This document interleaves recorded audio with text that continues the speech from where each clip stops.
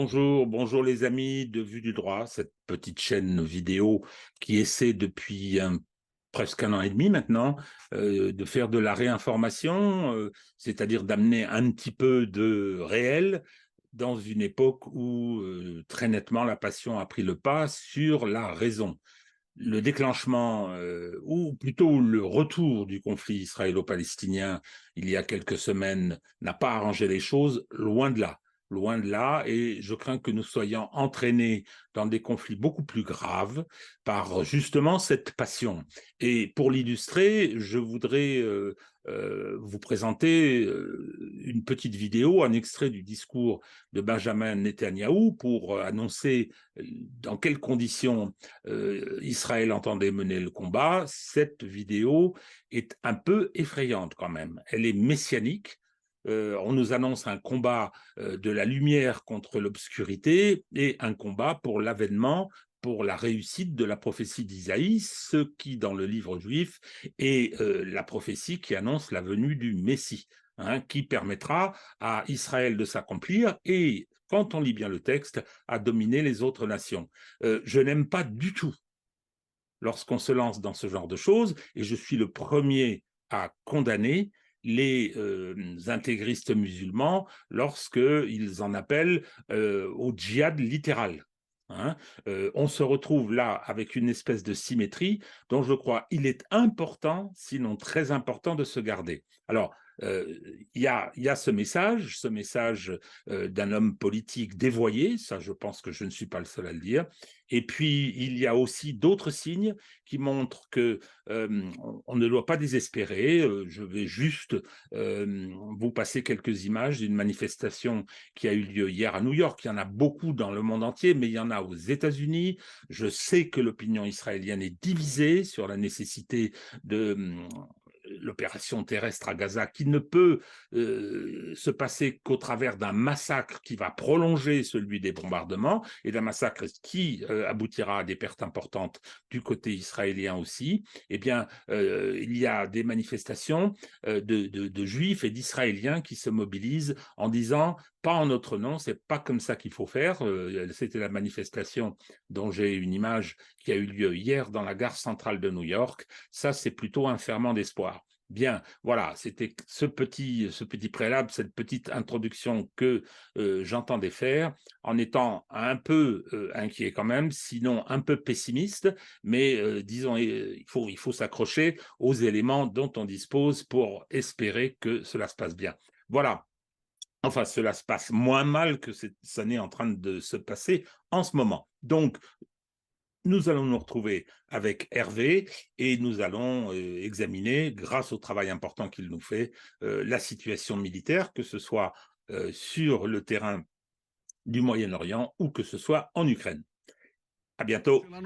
Our war against Hamas is a test for all of humanity. It is a struggle between the axis of evil of Iran, Hezbollah, and Hamas, and the axis of freedom and progress. We are the people of the light. They are the people of darkness, and light shall triumph over darkness. With joint forces and a profound belief in our justness, a profound belief in the eternity of the Jewish people, we shall realize the prophecy of Isaiah. There will no longer be stealing at your borders, and your gates will be of glory. Together we will fight. Together we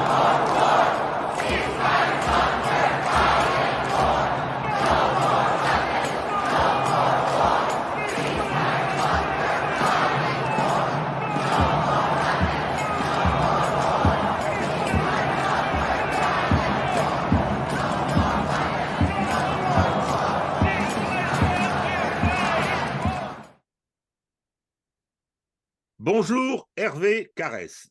Merci d'être là une fois de plus. Tu as un ordre du jour copieux, hein, parce que la guerre mondiale a plusieurs théâtres.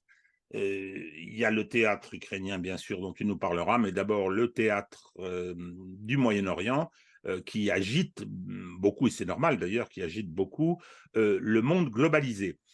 Bonjour à tous, là je m'adresse à nos téléspectateurs, merci de votre fidélité, merci d'être présents, n'hésitez pas à mettre des pouces levés, n'hésitez pas à nous partager, hein, ça permet à l'algorithme de constater que nous sommes excellents et de nous promotionner. Voilà, bon, écoute Hervé, je te passe immédiatement la parole.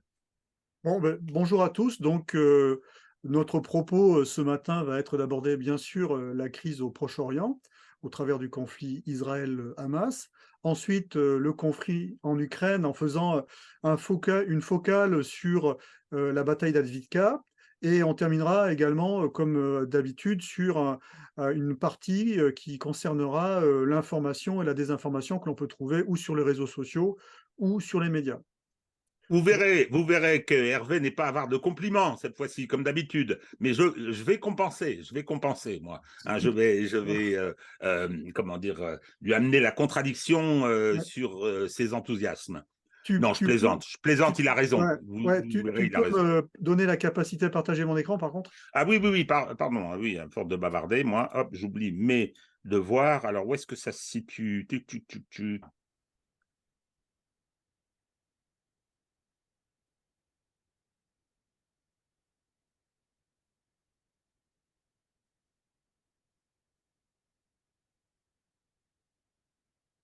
Donc, rebonjour, on a eu un petit délai de partage d'écran. On va commencer cette présentation, cette vidéo, par une réflexion sur la gestion de crise, hein, puisqu'on est vraiment sur des crises qui sont internationales et qui sont majeures et mondialisées, hein. Espérons qu'on n'ira pas vers un conflit mondial, même si actuellement on est sur un affrontement mondialisé. En gestion de crise, il n'existe pas de bonne solution. Il n'y a que de moins mauvaises solutions. Les moins mauvaises solutions sont celles dont les effets collatéraux dans le temps seront inférieurs aux effets dans le temps de la situation de crise à laquelle on fait face. D'où l'impératif de définir un état final recherché, cet état final recherché dont on parle sans arrêt, c'est-à-dire un objectif de sortie de crise rationnel, c'est-à-dire atteignable en fonction des moyens que l'on a, des soutiens également que l'on a, et surtout dans le temps qui est imparti. Alors avant de se plonger sur le conflit Israël-Hamas, il est important de regarder très rapidement, c'est très synthétique, une carte du Proche-Orient, du Moyen-Orient, pour voir les foyers de tension qui sont autour de ce conflit. On voit que c'est quand même une zone qui est très très agitée, avec des conflits qui sont latents. Alors, ce n'est pas le Proche-Orient, mais quand même en Azerbaïdjan et en Arménie, même si, aux dernières nouvelles, il semblerait qu'un traité de paix entre l'Arménie et l'Azerbaïdjan soit en cours d'étude pour une signature prochaine. Donc, ça serait plutôt une bonne nouvelle, hein, pour ces populations. Au Yémen, où la guerre la guerre interne du Yémen est plutôt en train de s'atténuer, mais avec des milices pro-iraniennes qui sont très agissantes dans le cadre du conflit Israël-Hamas, puisqu'ils ont lancé 4 missiles qui ont été interceptés au-dessus de la mer Rouge par un destroyer américain, à peu près à ce niveau-là. Ensuite, vous avez bien sûr les frappes américaines en Syrie qui ont répondu aux attaques des bases américaines en Syrie et en Irak. Hein, donc ces foyers de tension qui sont toujours actifs, et bien sûr le foyer de tension au Soudan avec la guerre civile. Donc une zone qui est extrêmement chrysogène, mais qui est également extrêmement... Alors j'ai pas mis les bases américaines, malheureusement j'ai pas de carte, j'ai pas récupéré de carte avec les bases américaines dans la région. Il y a énormément de bases américaines ou de points d'appui américains dans cette région. C'est historique, mais lorsqu'on fait la carte, la prochaine fois, je trouverai une carte pour montrer ça, on voit que c'est vraiment un point d'attention majeur des États-Unis. Bon, évidemment, pour des raisons pétrolières, essentiellement, et puis avec de nombreux détroits qui sont stratégiques, hein, comme ce détroit-là, qui se trouve ici, et bien sûr ce détroit-là. Alors, c'est pour cela que les Américains ne lésinent pas sur les moyens pour marquer à la culotte, comme au rugby, l'Iran, pour éviter qu'il y ait une régionalisation du conflit et que l'Iran s'implique de manière indirecte via le Hezbollah dans le conflit entre Israël et le Hamas. Donc j'en reviens à cette force aéronavale et amphibie américaine qui est en place. le porte-avions Ford qui est, aux dernières nouvelles, au large de Chypre, donc en mesure d'intervenir, mais à distance d'éventuels missiles mer-mer qui pourraient être lancés par le Hezbollah. Une force amphibie, hein, qui est en train de se déplacer, je pense, à proximité du porte-avions Gerald Ford, et le porte-avions Dwight Eisenhower, qui lui est en cours de transit. Hein. Il est actuellement dans l'Atlantique et devrait rejoindre la Méditerranée d'ici environ 4 ou 5 jours. Alors j'en reviens à ces bases américaines qui ont été attaquées par les milices pro-iraniennes, ces bases qui se trouvent sur le territoire de la Syrie et sur les territoires irakiens. Bien sûr, les États-Unis ont riposté avec des frappes sur les bases d'entraînement de ces milices. Alors, c'est la deuxième fois que les Américains ouvrent le feu dans le cadre de ce conflit. La première fois, ça a été avec le destroyer qui était en mer Rouge, qui a battu les 4 ou 5 missiles qui venaient des milices pro-iraniennes yéménites. Et bien sûr, maintenant, ces frappes sur les bases des milices pro-iraniennes qui se trouvent en Syrie. Un point important à souligner, puisqu'on en reparlera lorsqu'on abordera les centres de gravité de l'État hébreu dans le cadre de ce conflit, notamment le centre de gravité économique, c'est que les ports méditerranéens de l'État hébreu sont quasiment fermés, donc ils sont obligés de faire transiter le trafic par les ports de la mer Rouge. Le port de la mer Rouge, et là on voit tout l'intérêt justement du positionnement des moyens maritimes américains pour protéger cet axe vital pour l'État hébreu. Et bien sûr, l'action indirecte des milices yéménites lorsqu'elles ont voulu frapper justement le port qui se trouve en mer Rouge, le port d'Israël qui se trouve en mer Rouge.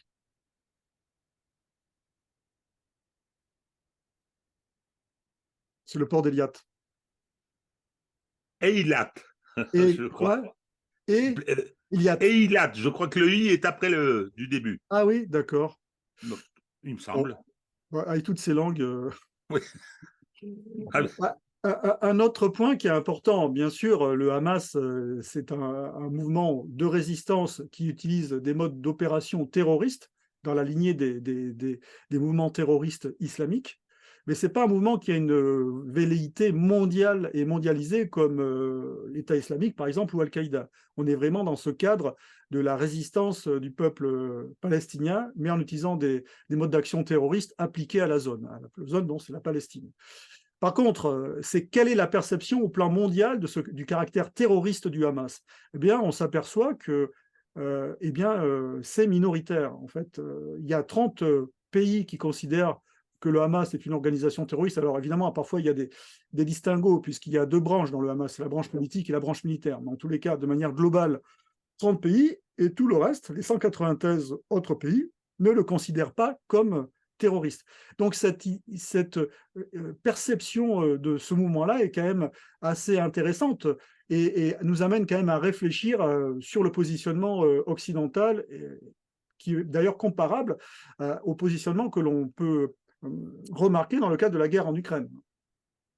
Je voudrais faire, Hervé, une petite observation sur la guerre des mots. Hein, la guerre des mots avec LFI, on a vu terroristes, crimes de guerre, organisation terroriste et la volonté de réduire le Hamas à une organisation terroriste et à refuser totalement le terme d'organisation de résistance, c'est pour essayer de détacher ce qui se passe là-bas du conflit israélo-palestinien qui est pourtant totalement présent et qui est la cause de ce qui se produit aujourd'hui. Voilà, tu as donné la bonne définition. Organisation de résistance utilisant des méthodes terroristes, comme d'autres, hein, mais c'est bien de ça qu'il s'agit. Et ça a d'ailleurs été reconnu, un peu à la surprise générale, par Erdogan, ou revendiqué par Erdogan, qui a, changé de ton un peu, durci le ton, et ce qui est une donnée assez importante dans les semaines qui viennent pour la suite des événements. De toute manière, il n'y aurait pas de conflit en Palestine de conflit territorial entre le peuple hébreu et puis les Palestiniens. Le Hamas n'existerait pas. Le Hamas, branche militaire, n'existerait pas. hein. Il n'y a pas de vocation mondialiste comme l'État islamique ou comme Al-Qaïda. On n'est pas du tout dans cette posture-là. Même si la référence, c'est les frères musulmans, c'est un autre contexte. Mais on est donc sur une organisation de résistance avec une idéologie islamique et utilisant des modes d'action terroristes. Voilà. Ce qui explique ce que tu viens de dire concernant la liaison avec les frères musulmans, ce qui explique que parmi les pays qui considèrent que c'est une organisation terroriste, on est l'Égypte. Exactement, oui. Exactement, puisque là, très clairement, pour le gouvernement égyptien actuel, son ennemi majeur sur le plan idéologique et militaire, puisqu'il y a énormément de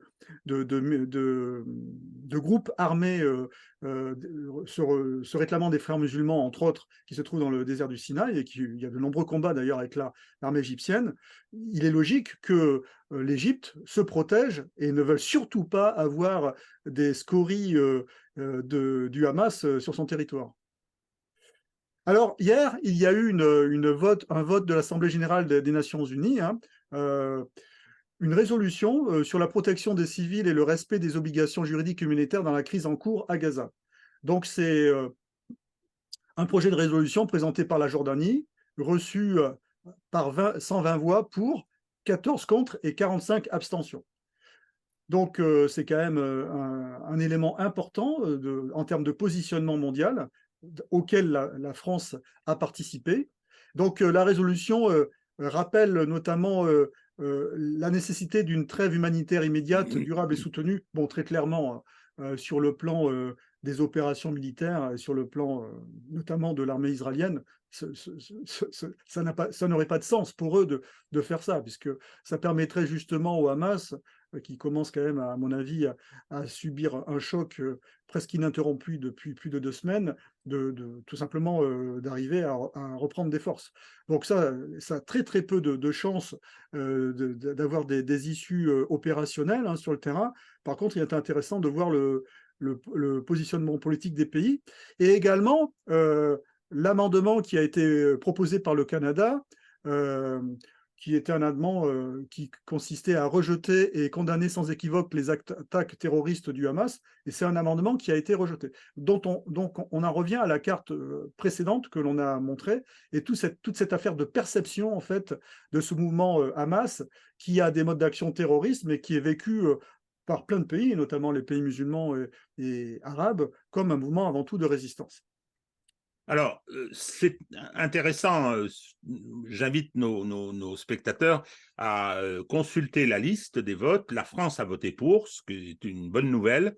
Et quand on voit qui a voté contre, c'est effectivement assez significatif aussi de l'isolement des États-Unis et d'Israël, hein. C'est-à-dire qu'on a Israël, on a les États-Unis, on a les Tonga, on a les Fidji, toutes les îles qui envoient des équipes de rugby à la Coupe du Monde sont présentes, et puis 2 ou 3 dictatures de l'Amérique latine.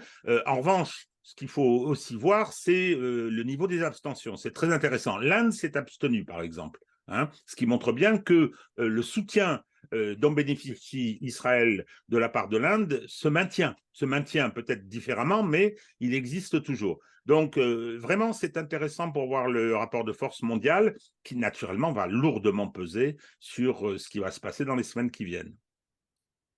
Ouais. Je voulais dire quelque chose sur l'Inde. J'ai vu une information là, juste ce matin. Il y a 18 officiers de marine indiens qui étaient au Qatar, et qui étaient certainement présents à l'ambassade, qui ont été condamnés à mort par le Qatar pour espionnage au profit d'Israël. C'est symptomatique du monde compliqué à l'international qu'on est en train d'observer, hein. C'est incroyable, en fait. Donc le Qatar, qui est plutôt aligné, en fait, sur une position proche des Occidentaux, hein, pour l'instant, qui sert au moins d'intermédiaire, qui condamne à mort 18 officiers de marine indiens pour espionnage au profit d'Israël. Alors, on en revient maintenant à cette notion de centre de gravité entre les deux belligérants directs, et du moins principaux, que sont l'État d'Israël et puis le mouvement terroriste Hamas. Donc, les centres de gravité côté israélien, le soutien occidental il existe toujours, mais il est quand même relativement fragilisé par des réactions d'opinion interne aux pays occidentaux. Bien sûr, dans les pays européens où il y a de fortes communautés arabo-musulmanes, la France en est un bon exemple. Alors, nous, on est vraiment un bon exemple, parce qu'on a une forte communauté arabo-musulmane d'environ 6 millions, mais on a également une très forte communauté israélienne, enfin Juive. juive de, je crois, 500 000 ou 400 000, je ne me rappelle plus le chiffre. Là, je ne connais pas les chiffres, c'est la première d'Europe, Ouais. et là, notre communauté musulmane est aussi la première d'Europe. Oui, c'est 6 millions, que, hein, environ, ouais. c'est 6 millions. Voilà, donc on est vraiment un pays à part, et en tout cas dans la focale éventuelle de cette importation, pardon, du conflit entre le Hamas et puis l'État d'Israël sur notre territoire.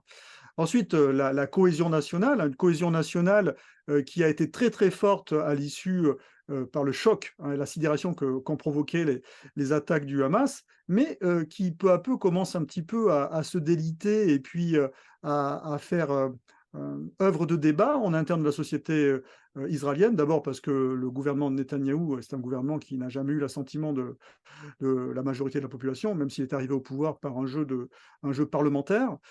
Ensuite, parce que bien sûr, ce gouvernement-là est tenu pour responsable de ce qui s'est passé, hein, du fait de ces décisions catastrophiques sur le plan stratégique vis-à-vis du Hamas, mais surtout vis-à-vis du positionnement des forces de Tsahal, surtout en Cisjordanie. Donc, il y a des critiques, hein, et puis, bon, peu à peu, en fait, le choc est en train, pas de disparaître, mais de s'atténuer au profit d'une autre inquiétude pour la population israélienne, c'est le sort des otages. Ensuite, la concentration des forces. Bon, je pense que Tsahal n'aura pas de soucis en termes de concentration des forces, vu le nombre de réservistes qui ont été mobilisés à cette occasion. La supériorité des feux en artillerie et en aviation, elle est quasiment inattaquable de la part du belligérant Hamas. Et bien sûr, alors là, je pense que c'est vraiment un sujet à part entière, c'est l'économie du pays. On en a parlé très rapidement avec la fermeture ou la baisse d'activité des ports israéliens de Méditerranée, avec cette possibilité d'un nouvel flux logistique à partir de la mer Rouge. Mais on est vraiment sur un sujet qui est crucial et qui sera lié également à la libération peu à peu des 360 000 réservistes qui ont été mobilisés, hein, en fonction de leur engagement ou non. Ça va être une gestion à réaliser de manière très fine par l'État israélien, d'autant que les opérations actives, je dis bien actives, hein, pour détruire et annihiler le Hamas vont certainement durer plusieurs mois, 6 mois peut-être pour les opérations actives, et ensuite 6 mois supplémentaires pour la phase de stabilisation. Puisque après avoir annihilé le Hamas, il faudra quand même mettre en place des structures qui permettent à ce territoire de la bande de Gaza de pouvoir revivre à peu près normalement, et puis peut-être une réimplantation du Fatah sur cette zone-là. Donc ça serait éventuellement une des solutions politiques à cette crise qui, pour l'instant, n'est conduite que sous l'angle militaire par l'État d'Israël. Ensuite, concernant le Hamas, le soutien du Sud global, bon, il suffit de regarder ou de se rappeler les diapositives que l'on vient de présenter en amont, pardon. Vous voyez bien que c'est un mouvement qui est critiquable sur ses modes d'action et qui est condamnable sur ses modes d'action, mais le grand Sud global, hein, globalement, tous ces pays qui ne sont pas dans les sphères occidentales sont plutôt mesurés par rapport à sa condamnation et lui apportent plutôt un soutien, notamment toute la sphère arabo-musulmane. Ensuite, le soutien de la population sur la bande de Gaza, je pense que ça va devenir quand même de plus en plus difficile pour ce mouvement-là, même s'ils avaient bien sûr des actions assez soutenues sur le plan social. D'ailleurs, c'est ce qui leur avait permis de gagner les élections en 2007, parce que peu à peu, même s'il va y avoir une rancœur et une haine vis-à-vis des frappes israéliennes, le Hamas va bien sûr être tenu pour responsable de ce qui se passe.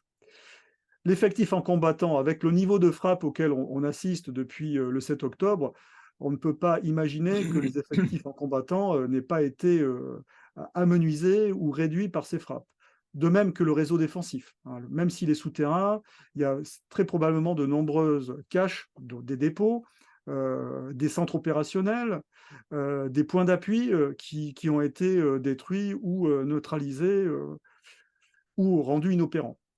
Ensuite, la capacité de frappe. Donc, on remarque de manière très, on va dire, indiscutable, que la capacité à lancer des roquettes devient de plus en plus anecdotique, hein, par rapport aux capacités du premier jour. Hein, on était dans l'ordre de 2500 roquettes qui avaient été lancées sur le territoire israélien. Alors, l'état final recherché des deux belligérants, bien sûr, c'est chez les Israéliens éradiquer le Hamas, comme on l'avait déjà dit, sécuriser le territoire d'Israël. Alors, quand je dis sécuriser, c'est vis-à-vis de tous les belligérants potentiels, hein, ou toutes les menaces potentielles. Il n'y a pas que le Hamas. Peut-être en profiter pour étendre également ce territoire lors de la phase politique. On verra ça à l'issue des opérations militaires. C'est une constante, de toute façon, de l'État israélien d'étendre le territoire depuis 1948. Ensuite, le Hamas s'est régionalisé le conflit. Pour l'instant, cette régionalisation du conflit, en dehors des réactions de la rue arabe, me paraît peu probable. Hein. C'est la présence dissuasive des moyens américains qui joue beaucoup dans le fait que l'Iran va rester très très prudent par rapport à ce conflit, même si les opérations terrestres, de manière beaucoup plus prononcée, ont commencé hier soir. Ensuite, mettre fin au processus d'Abraham. Je pense que ça peut être un objectif qui peut être atteint, mais de manière temporaire, parce qu'il y aura un après-conflit et on verra dans quelle mesure des pays comme l'Arabie saoudite se positionneront par rapport au projet politique qui sera celui de cette zone, hein, à l'issue des opérations militaires. Alors toujours ces fronts, hein, qui sont patents. Hein. Le front qui est actif, bien sûr, c'est le front sur la bande de Gaza. Le front qui est moyennement actif, c'est au nord, sur la frontière libanaise. Et un front qui est en train de se réveiller et qui risque de poser vraiment problème aux forces de sécurité israéliennes, c'est la Cisjordanie. Et plus l'opération terrestre va se poursuivre et va arriver dans ses phases les plus intenses, plus ce front-là risque de s'activer et de poser problème. Je pense que les deux fronts potentiels les plus dangereux pour les Israéliens sont, un, bien sûr, la Cisjordanie, deux, ensuite, éventuellement, une recrudescence des attaques par le Hezbollah, et puis trois, éventuellement, des réactions des citoyens arabes israéliens, notamment sur Jaffa. C'est une bourgade historique qui se trouve au sud de Tel Aviv, d'ailleurs qui jouxte Tel Aviv. Hein. On y va, parce que j'étais à Tel Aviv moi, en janvier de cette année, on y va quasiment en suivant la côte, hein, la promenade. Et c'est une ville où il y a une très très forte communauté arabe. Alors, j'en reviens pas sur les objectifs du Hamas, hein, puisque le Hamas, c'est bien sûr provoqué cet assaut israélien avec l'espoir d'une régionalisation du conflit. Les densités, bien sûr, de population qui sont énormes pour cette bande de 40 km de long sur au plus 10 km de large, ce qui permet d'ailleurs aux hélicoptères israéliens, dans l'appui des troupes au sol, de ne pas avoir à rentrer dans le territoire de Gaza. Ils peuvent agir depuis l'extérieur grâce à leurs missiles, en restant en bordure. Les forces en présence, on va être à peu près sur 100 000 hommes qui vont être engagés par Tsahal sur la zone, et 20 à 30 000 miliciens de l'autre côté. Le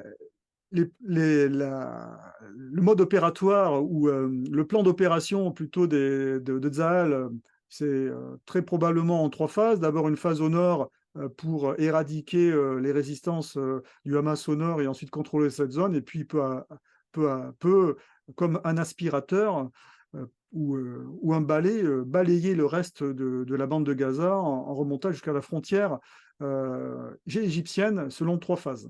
Une première phase au nord, une deuxième phase au centre et une troisième phase au sud. Bien sûr, ils ont commencé cette semaine à réaliser des premiers raids, ou plutôt des reconnaissances offensives sur le territoire de Gaza, très probablement pour reconnaître des axes de pénétration, détruire des objectifs qui avaient été repérés.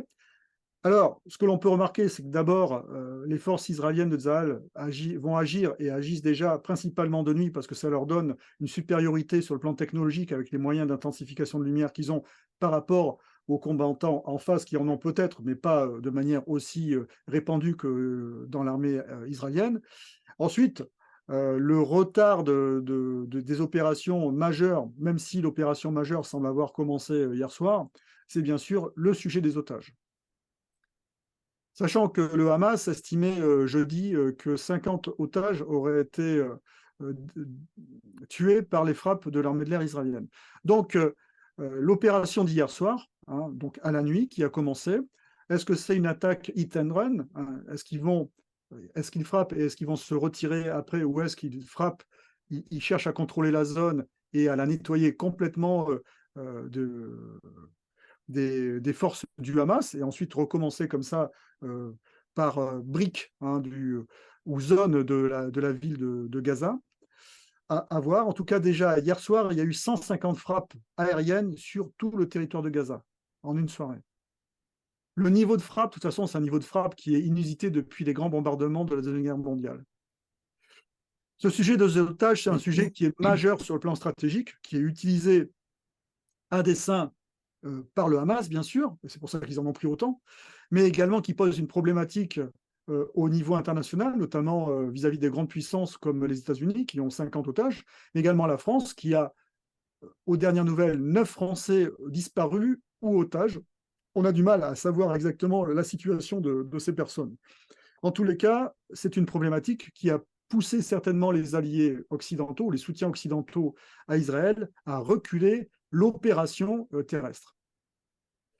Alors, un positionnement quand même intéressant de la France, hein, suite aux annonces surprenantes du président Macron sur la coalition internationale contre le Hamas, qui a surpris tout le monde, peut-être même d'ailleurs même le Premier ministre israélien, même si ça pourrait être dans son intérêt, hein, justement. Ça permettrait d'affirmer et d'élargir le soutien à Israël sur le plan international. Mais en tous les cas, je pense que c'était une annonce qui n'était pas préparée et qui a surpris tout le monde et qui a fait flop.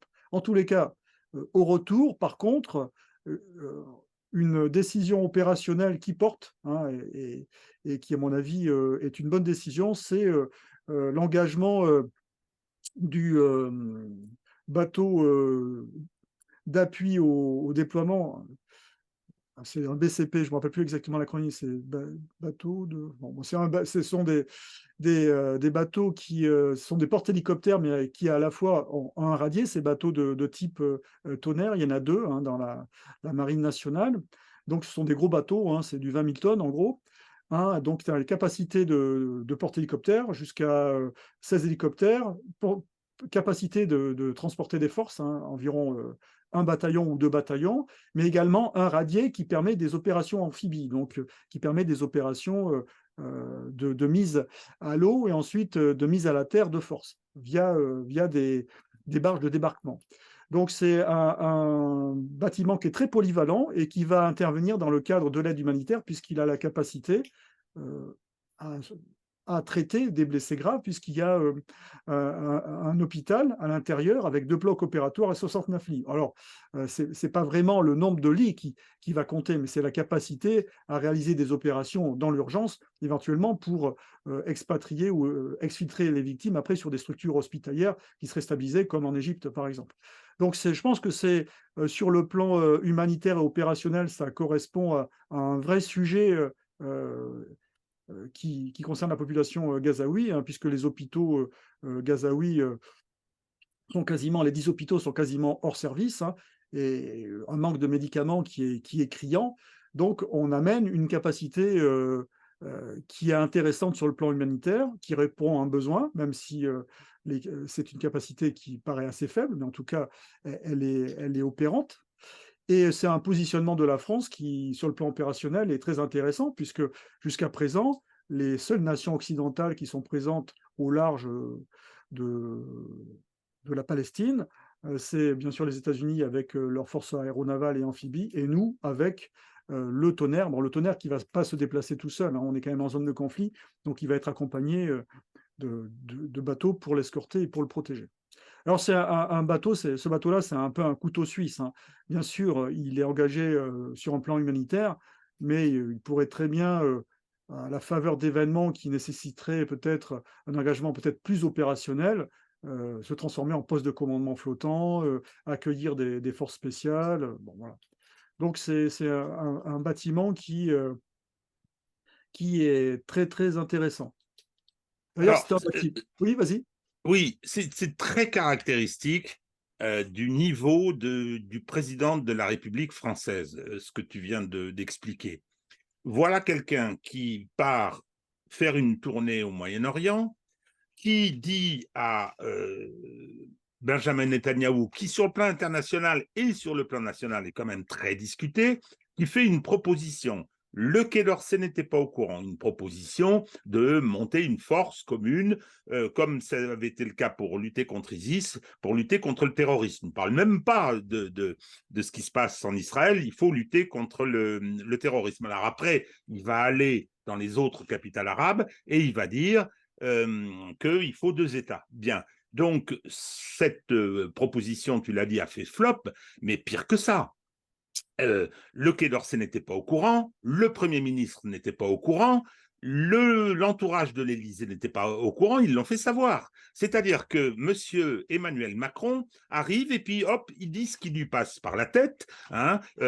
C'est assez terrible pour notre pays de se dire qu'on est dirigé par un espèce d'amateur qui improvise en fonction de l'image qu'il entend donner. Alors, il revient et la décision d'envoyer sur zone ce bâtiment, elle a été prise, je suppose, après que certains étaient le lui conseiller, j'imagine, en tout cas j'espère, que l'état-major de l'armée a eu les mots qu'il fallait pour que soit prise cette décision, qui est une décision effectivement positive pour notre pays, s'entend, hein, et je pense que dans le même esprit, peut-être que le Quai d'Orsay lui a dit que ce serait bien que la France vote la délibération de l'Assemblée générale des Nations unies sur le cessez-le-feu immédiat. Bon, voilà. Donc, malheureusement, je continue à constater la catastrophe que représente la présence de M. Emmanuel Macron à l'Élysée. Oui, voilà, pour la dénomination BPC, c'est un bâtiment de projection et de commandement. Donc, projection de force et de capacité de commandement. Donc, un couteau suisse à proximité des côtes israéliennes. Pour en revenir au positionnement des différents acteurs dans cette crise, il y a eu des évolutions assez notables, notamment il y a eu les déclarations du président Erdogan dernièrement hein, sur le Hamas, qui fait que d'une certaine manière, la Turquie, qui aurait pu avoir un jeu d'équilibriste, comme d'autres pays, comme notamment le Qatar, en servant d'intermédiaire, maintenant ne pourra plus jouer ce jeu-là. Ensuite, bien sûr, l'État libanais qui reste complètement muet et inaudible dans une crise qui risque de l'engager, hein, de toute manière, du fait des réactions de sa population dans les rues des villes libanaises, mais également en raison de la présence des forces du Hezbollah. L'Iran qui est également rentré à nouveau dans le jeu à la faveur de la réunion qui s'est tenue à Moscou avec les représentants du Hamas. Alors, le jeu de la Russie est toujours celui de l'équilibriste. Il cherche à se positionner en pouvant toujours parler à tous les acteurs de la crise, notamment Israël et au Hamas, mais ne pas oublier que Moscou a en ligne de mire son positionnement vis-à-vis du Sud global. Et entre Israël et le Hamas et la partie palestinienne, en fait, je pense qu'ils n'hésiteront pas une seconde si jamais il devait y avoir une rupture entre un de ces deux protagonistes. Et la Chine, qui était plus ou moins active il y a encore une semaine, qui pour l'instant reste discrète. Les états finaux recherchés des protagonistes indirects, eh bien pour les États-Unis, l'Europe, la France, la Chine et Moscou, c'est éviter la régionalisation du conflit, pour des raisons qui leur sont propres à chacun. Les États-Unis, au premier chef, c'est dissuader l'Iran d'intervenir directement ou surtout indirectement via le Hezbollah dans le conflit, ce qui obligerait Israël à se battre sur deux fronts avec une force du Hezbollah quand même qui n'est pas du niveau, quand je dis qu'elle n'est pas du niveau, elle est très très supérieure à celle du Hamas. C'est quasiment une armée organisée comparable à l'armée libanaise, plus forte d'ailleurs que l'armée libanaise. Préserver une reprise des accords d'Abraham, on verra à l'issue, suivant les choix politiques qui se feront à l'issue de ce conflit, hein, de manière à ce que l'Arabie saoudite puisse éventuellement recréer ce lien avec l'État d'Israël. Bien sûr, pour les pays européens et la France, c'est éviter l'importation du conflit, même si elle est inévitable. Donc, plutôt maîtriser maintenant, on est plutôt sur une phase de maîtrise, de contrôle de cette importation du conflit. Je ne sais pas si elle va passer par l'interdiction des manifestations. Ça a été la première posture, ça sera assez difficile. Donc, ça va être en tout cas une gestion assez épineuse. Et pour la Chine et surtout la Russie, c'est favoriser une solution politique. Donc, ils sont déjà, eux, sur le stade d'après la phase militaire. Donc, on verra comment se passe déjà l'opération militaire de Tsahal et ensuite quelles seront les solutions politiques qui seront proposées par la communauté internationale. Je pense que la communauté internationale, et notamment les grandes puissances, ne pourront pas rester en dehors de cette solution politique.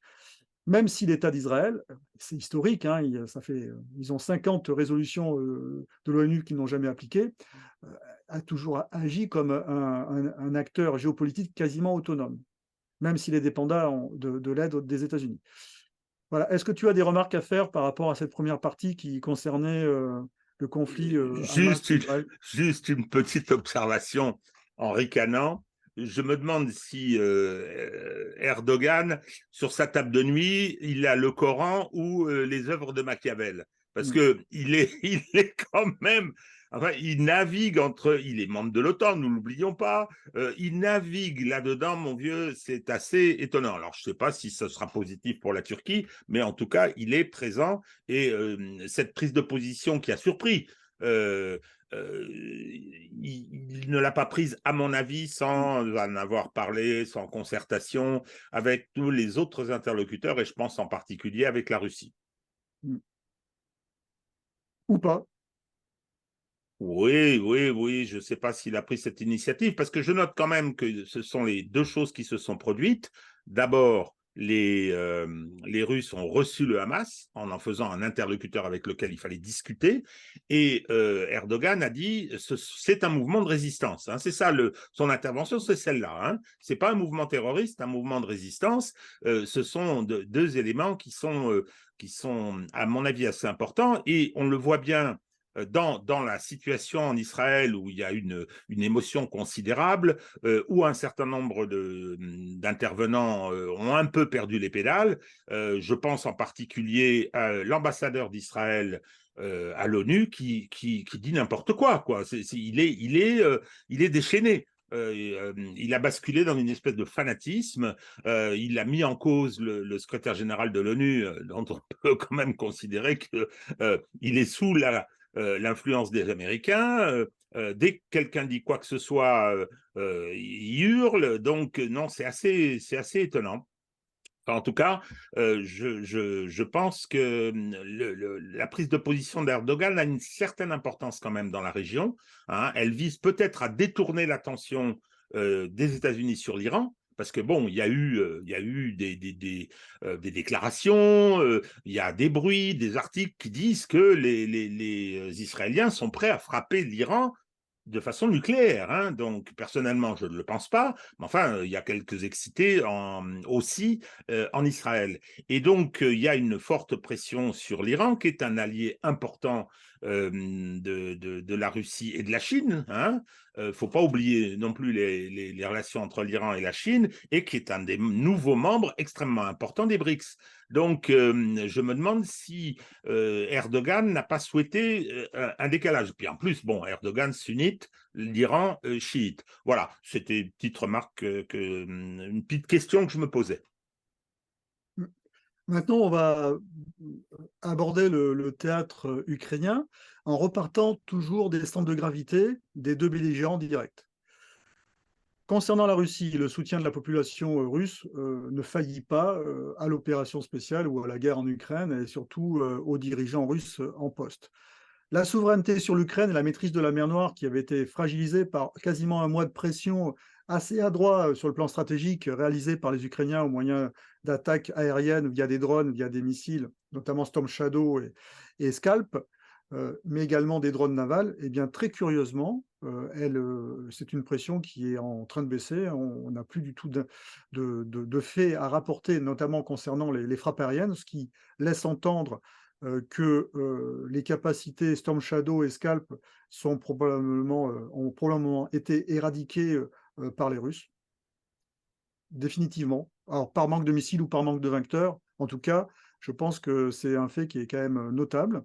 Les dernières frappes qui ont été réalisées, ou tentatives de frappe, ça a été avec des missiles Neptune, donc des missiles ukrainiens mer-mer, mais qui sont transformés pour pouvoir frapper à la terre.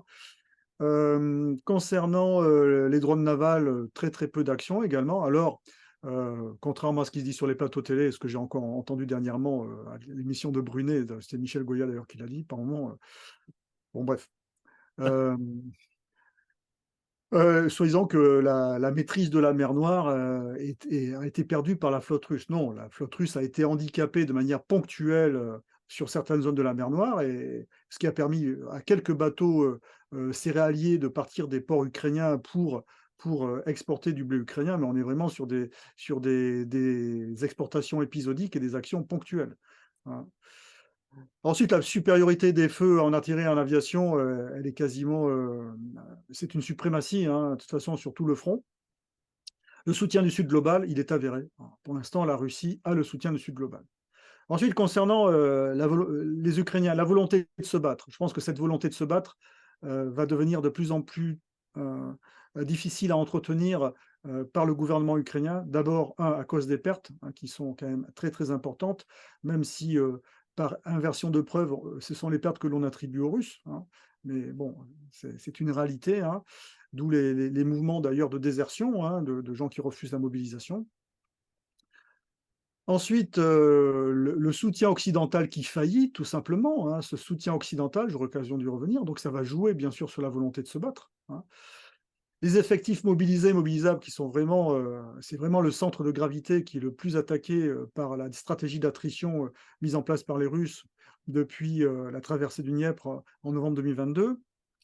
Les infrastructures énergétiques industrielles, alors j'ai pas mis de symbole de danger, mais on pourrait les mettre dans le rouge également, en raison des frappes continues sur l'industrie liée aux opérations militaires, donc le complexe militaro-industriel, mais également toutes ces industries et ces activités qui relèvent des intérêts vitaux de l'État ukrainien, que ce soit l'énergie ou d'autres, ou des centres de transport comme les gares, des centres logistiques.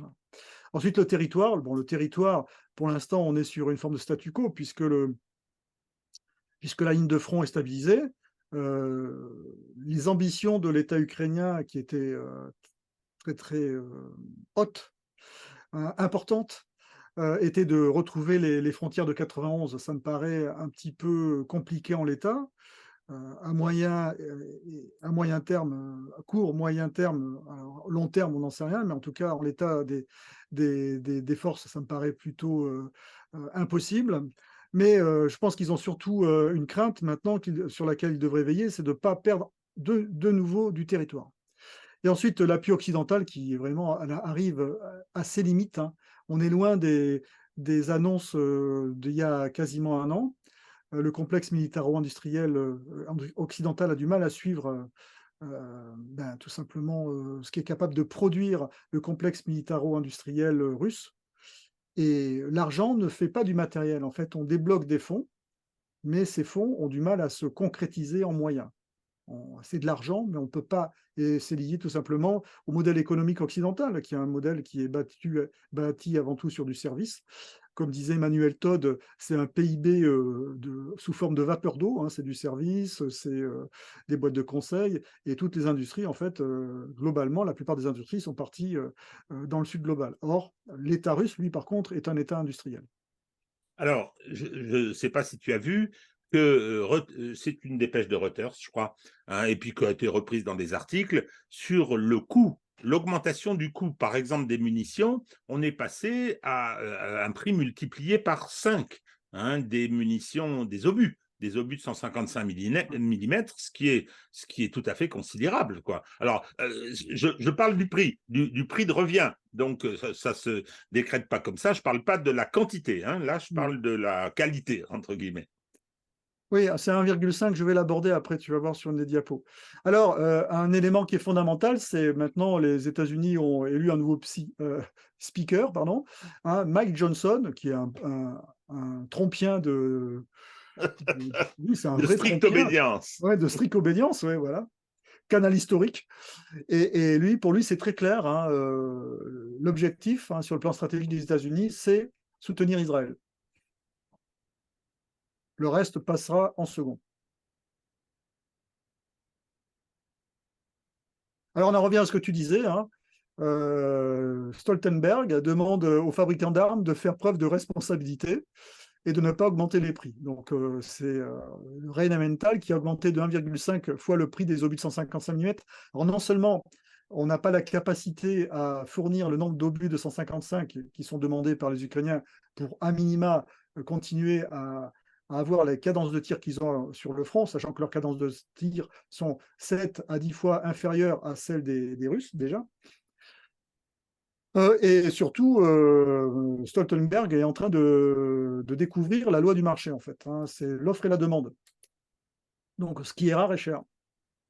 C'est quand même incroyable. Alors, Hein. ce que j'ai vu sur Reuters, c'était pas Rheinmetall, hein, c'était Ah oui. bon, mais Ah oui. oui, oui, oui, oui. Alors bon, je sais plus où je l'ai vu, hein, mais c'était une augmentation. Alors c'était peut-être pas sur les obus, j'ai peut-être mélangé Ah les deux, bon. mais c'était Ouais. plus. On était dans une augmentation des prix de 5 fois, ce qui Ah était tout à d'accord. Ah fait. ouais, Oui, c'est oui. énorme. Alors sur quel matériel, je n'en sais rien. Non, mais je suis quand même effaré de voir ces élites occidentales, ces dirigeants qui ont poussé les Ukrainiens à poursuivre le combat en leur donnant des assurances, hein. On va vous soutenir matériellement, avec des munitions, avec des moyens. Et en fait, c'est des annonces qui en fait n'avaient pas du tout été pensées en termes de faisabilité. Donc, c'était des chèques en blanc.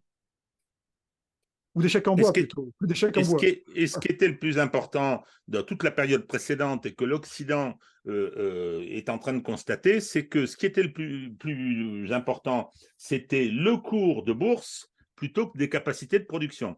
Et en attendant, Poutine et Shoigu Oui, tout à fait. Oui, ben, c'est le problème de la ont été financiarisation de voir. l'économie. Ouais. Voilà, et que Shoigu et Poutine ont été voir, ou non, c'est le camarade 1 hein, en Corée du Nord.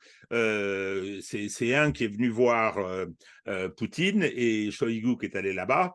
Ils ont une fourniture, mais colossale, d'obus de 152 mm. Hein, donc, je pense que là, c'est pas près de se tarir la capacité de frappe de la Russie.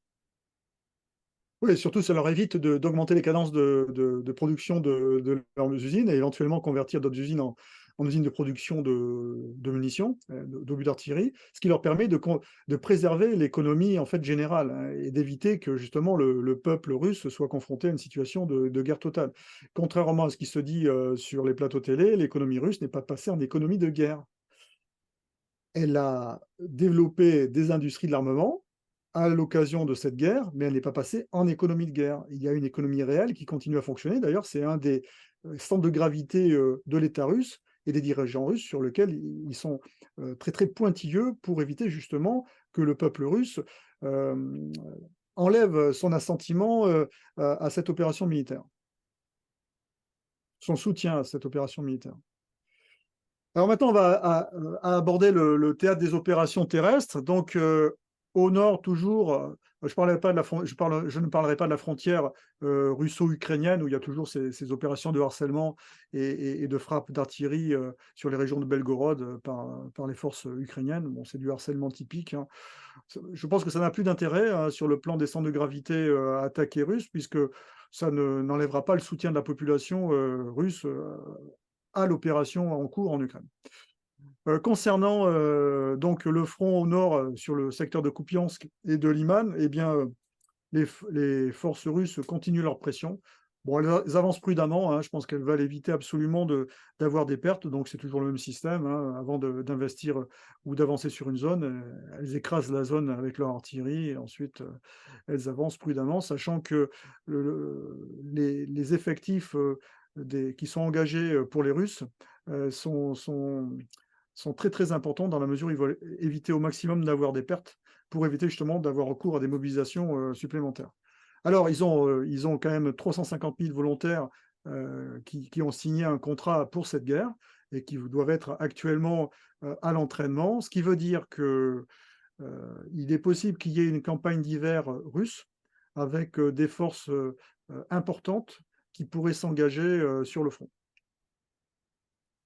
Alors maintenant, on va arriver sur le secteur de Donetsk, qui est vraiment le secteur qui s'est activé durant le mois d'octobre, depuis le 10 octobre exactement, et notamment au nord, la ville d'Advitka. La ville de Marinka est également problématique pour la ville de Donetsk, puisqu'il y a des positions également d'artillerie ukrainienne et des forces ukrainiennes, mais je pense que ce sera le deuxième objectif lorsque les Russes auront réussi à prendre Advitka et à neutraliser les forces ukrainiennes qui s'y trouvent.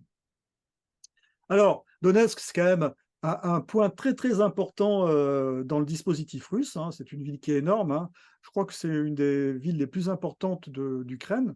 Ah, maintenant, c'est une ville russe, mais historiquement d'Ukraine, voire la deuxième ville, hein. Alors, je dis peut-être des bêtises, il faudrait que je regarde, mais c'est une ville qui est très très importante, hein. Ça n'a rien à voir avec Bakhmout. Et c'est une ville qui concentre pas mal d'éléments quand même qui sont liés au dispositif de force russe. Alors, bien sûr, il y a des axes logistiques qui sont importants, et on voit très très bien cette enclave d'Advitka, hein, ce saillant d'Advitka qui permet justement aux forces ukrainiennes de frapper la ville de manière assez indiscriminée d'ailleurs. Alors est-ce que c'est volontaire ou est-ce que ce sont des erreurs de tir? Puisque lorsqu'on voit des missiles HIMARS qui tombent sur des immeubles alors, vu le coût d'un HIMARS, hein, HIMARS c'est 1 million de dollars, qui tombent sur des zones pavillonnaires ou des zones, des immeubles d'habitation. On peut se poser la question également du brouillage de ce missile par la guerre électronique russe. Je pars toujours du principe que des belligérants de part et d'autre ne sont pas idiots. Donc, lorsqu'on utilise des moyens comme ça qui coûtent cher et qui sont faits pour cibler des cibles à forte valeur ajoutée, ce serait complètement stupide de les gâcher pour faire tout simplement des actions terroristes.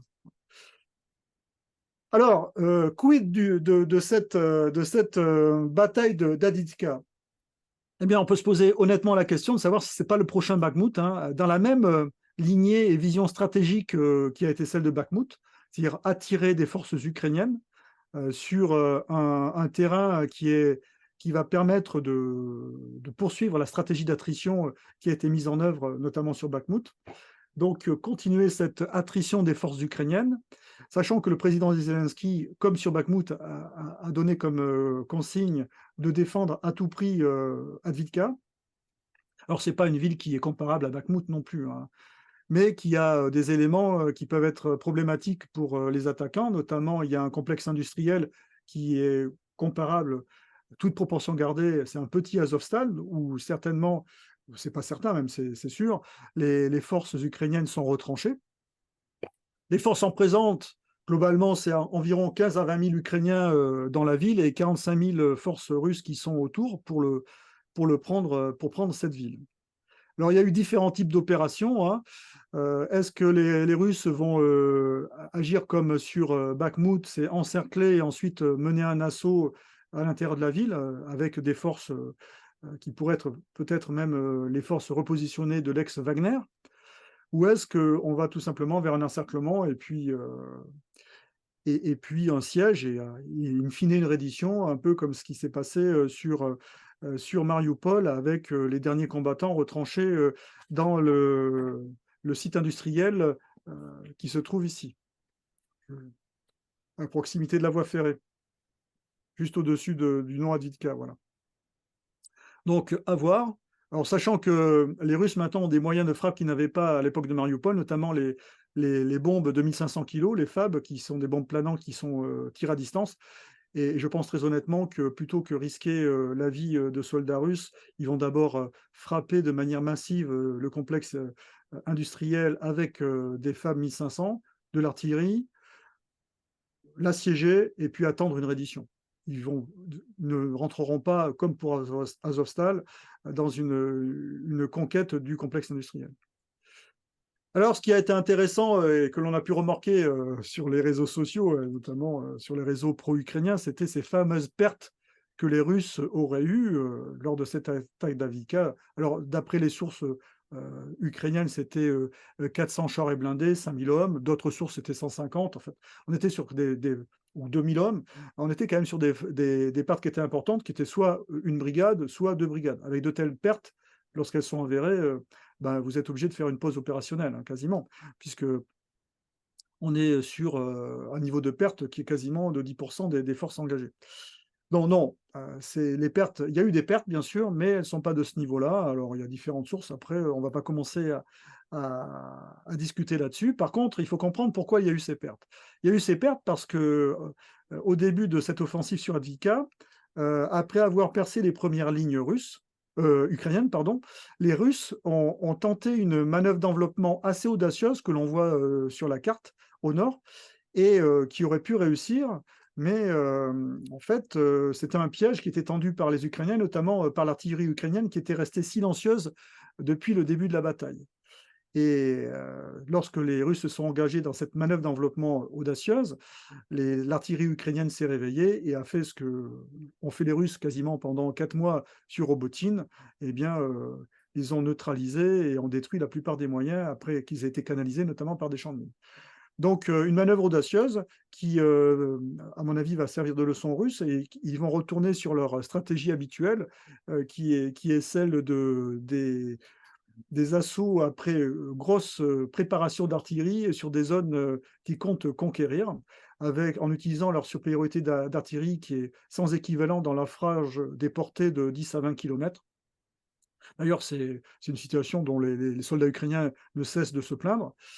Et donc, on va aller sur un assaut, on va dire, prudent sur les zones qui sont les plus fortifiées et un encerclement, mais pas un encerclement avec un grand mouvement d'enveloppement comme celui qui avait été observé entre le 10 et le 12 octobre.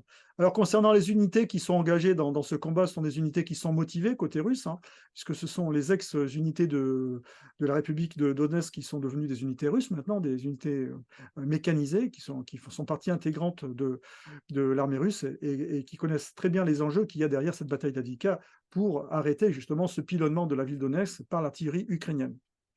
Alors, une fois que ça sera fait, bien sûr, la deuxième étape, ça sera la conquête de Marinka. Ou pas d'ailleurs, hein, parce qu'il y a peut-être d'autres options qui peuvent s'offrir aux Russes si jamais il y a une saisine de cette ville d'Avdiïvka. Alors, concernant les distances, quand même, elles ne sont pas importantes, hein, la largeur de cette enclave, c'est 8 km. C'est une enclave qui est très, très importante, bien sûr, pour les Ukrainiens, hein, d'où la consigne du président Zelensky, avec un axe logistique majeur, hein, hormis la voie ferrée qui est ici, hein, qui dessert d'ailleurs le complexe industriel qui se trouve ici, et un axe logistique majeur qui est ici. In fine, ça permettra bien sûr aux Russes de raccourcir leur front, hein. Alors, maintenant, on est sur une poursuite des assauts russes, hein. Les Russes ont commencé à franchir la voie ferrée. Et donc, ils vont peu à peu être en mesure d'encercler le complexe industriel dont je parlais. Et in fine, voilà quelle pourrait être la manœuvre d'encerclement des Russes avec une poussée dans cette zone-là qui... Alors, soit on est sur la manœuvre d'encerclement avec conjointement un assaut, soit on est sur la manœuvre d'encerclement avec peut-être une poussée ensuite dans ce sens-là et dans ce sens-là de manière à réduire les résistances. Mais la focale de résistance des FAU dans ces zones-là, ça va être le complexe industriel. Alors après, à l'issue, quid, hein, quelles pourraient être les options des Russes après cette saisie de Avdiïvka? Poursuivre l'avancée. Alors, c'est une zone qui est très basse et voire marécageuse à cet endroit-là. On n'est pas du tout sur la configuration que l'on trouve à l'ouest de Bakhmout, avec des hauteurs d'ailleurs sur lesquelles les Ukrainiens ont remis des positions défensives. C'est pour ça d'ailleurs que les Russes n'ont pas pu avancer à l'issue de la saisie de Bakhmout. Là, par contre, il peut y avoir des options d'avancée qui peuvent être beaucoup plus intéressantes. Et je ne pense pas que les Ukrainiens aient fortifié ces zones-là, ou donc dans cette zone-là également.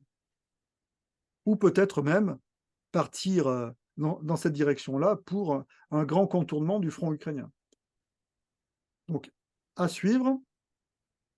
Alors maintenant, sur le front et le saillant de Robotine, il est clair que ce saillant de Robotine va devenir de plus en plus intenable pour les forces ukrainiennes qui y sont, avec l'arrivée de l'hiver.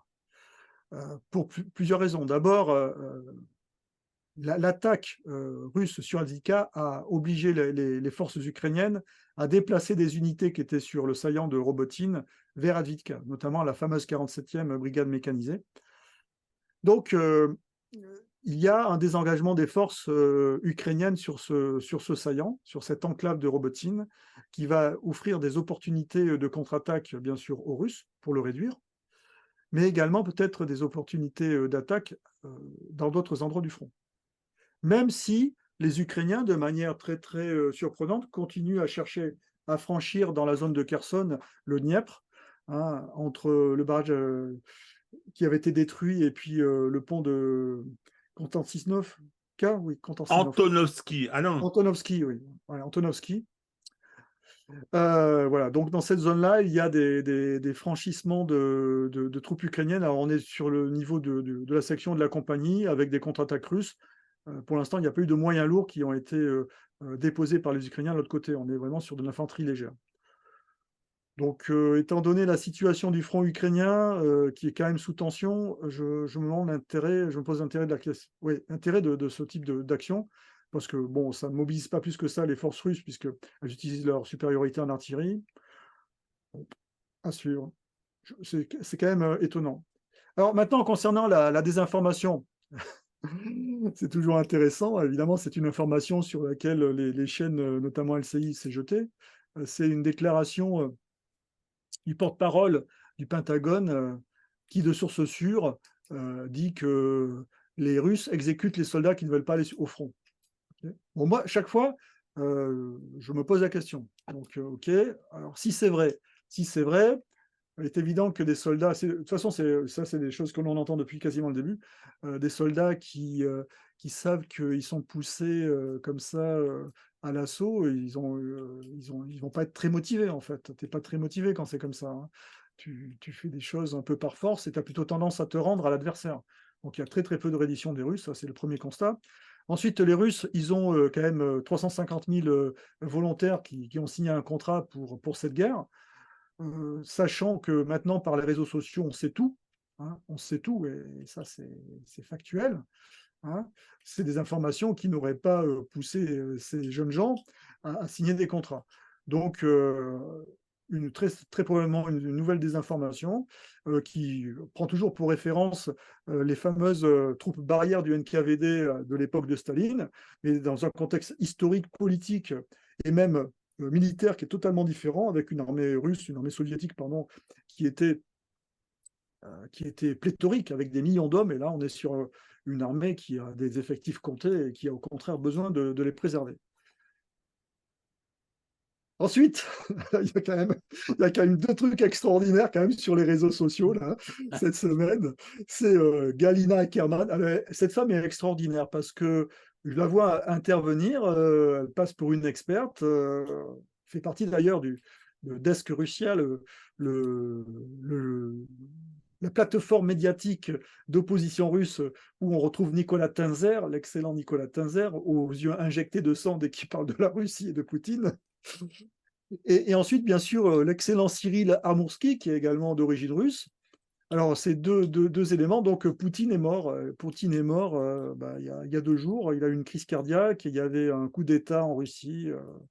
C'était presque... Alors, t'es méchant, Hervé. T'es méchant parce que tu prends 2 imbéciles, quoi. Alors, Galina Ackerman, depuis le temps qu'elle est là, je la soupçonne d'avoir les mêmes problèmes cognitifs que notre ami Joe Biden. Amourski, c'est un fanatique qui s'agite beaucoup et qui ne comprend rien à ce qui se passe. C'est assez impressionnant d'ailleurs. Hein, voilà, on a deux caricatures, hein, et qui continuent. Alors, ils ne sont pas les seuls. Hein. Il y a l'ineffable à la Poédie. Alors, d'ailleurs, c'est intéressant à la Poédie, qui était la favorite de notre ami Éric Brunet, hein, qui passait son temps à mettre sur le plateau. Il a arrêté, me semble-t-il. Hein, et alors, c'est intéressant parce que à la Poédie, elle gémit en disant « Ne nous abandonnez pas, ne nous laissez pas tomber ». Elle est probablement plus réaliste que les deux, là, que tu viens de nous brandir. Oui, elle est intervenue dernièrement, hein, sur le plateau d'Éric Brunet, hein, notamment sur les pertes russes. C'était 5000 morts et puis je ne me rappelle plus, 400 véhicules. C'était forcément vrai parce que c'était les forces armées ukrainiennes qui avaient donné les statistiques. Voilà, Bon. c'est-à-dire que la source est imparable puisque c'est l'armée ukrainienne. Bon, moi j'ai lu un début de gage, je ne sais plus où, je ne peux pas vous le conseiller parce que je ne saurais pas le retrouver, où qui montrait, photo à l'appui, que la plupart, par exemple, des photos de matériel détruit étaient soit du matériel ukrainien, soit des vieilles photos, hein, de l'année dernière. Donc voilà, bon, c'est pas... Sur Twitter, il y a une étude qui a été faite par un gars qui a pris les statistiques d'O-Risque d'avril 2022, hein, et qui les a passées au crible. Et d'ailleurs, j'ai fait un post à ce sujet. Et in fine, il arrive au constat que à minima 50% des pertes comptabilisées sont erronées, voire plus. Et quand on voit que la plupart des réflexions stratégiques, enfin, on ne va pas dire stratégiques, parce que justement, s'il parlait d'un niveau stratégique, il ne se poserait pas ces questions-là, mais de niveau tactique par les experts sont basés sur Oryx, on ne peut que en fait, constater du fiasco en fait, d'analyse auquel cela a pu mener. Parce que depuis le début, tous les gens sensés qui ont une réflexion d'abord stratégique ont très bien compris que les paramètres stratégiques étaient en faveur de la Russie. Et que ces paramètres stratégiques, in fine, quels que soient les revers tactiques ou même opératifs de la Russie, vont finir par peser. Toujours partir du stratégique. Et éviter la mauvaise épicerie, et puis les comptes d'apothicaires. Alors, il y a quand même sur LCI, il y a des gens quand même qui sont très très bien, et notamment il y a l'ex-ambassadeur de France à Moscou, Jean de Lignasti, qui est vraiment quelqu'un qu'il faut écouter sur les plateaux de LCI, qui remet en général l'église au centre du village, et ça fait du bien, hein. On peut le noter, et notamment que ce soit sur des sujets comme bien sûr la crise en Israël, la guerre entre le Hamas et Israël en Palestine, mais surtout sur le conflit ukrainien. Alors, même Laurence Hayme, au départ, j'avais été un petit peu surpris parfois de ses déclarations, puisqu'elle est très atlantiste, mais elle est atlantiste, mais réaliste. Et surtout, elle a un vécu quand même de reporter de terrain. Et sur Gaza, elle qui a vécu à Gaza, lorsqu'elle était journaliste, elle a une réflexion qui est à la fois humaniste et réaliste. Eh Et ben, ça c'est une bonne nouvelle parce qu'elle est brocardée, elle était brocardée sur les réseaux. Il y avait ses pleurs lorsque George Bush, elle suivait sa réélection. George Bush a été réélu. Elle a été, je vous rappelle, dans la cellule de communication d'Emmanuel Macron pour son premier mandat, et puis elle a été rapidement exfiltrée. Et là, elle est d'origine juive aussi, et là, effectivement, elle fait preuve d'une certaine hauteur de vue, d'une certaine humanité, donc ce qui fait que je vais un peu rectifier mon analyse concernant le personnage. Je trouve ça, en plus, c'est assez courageux.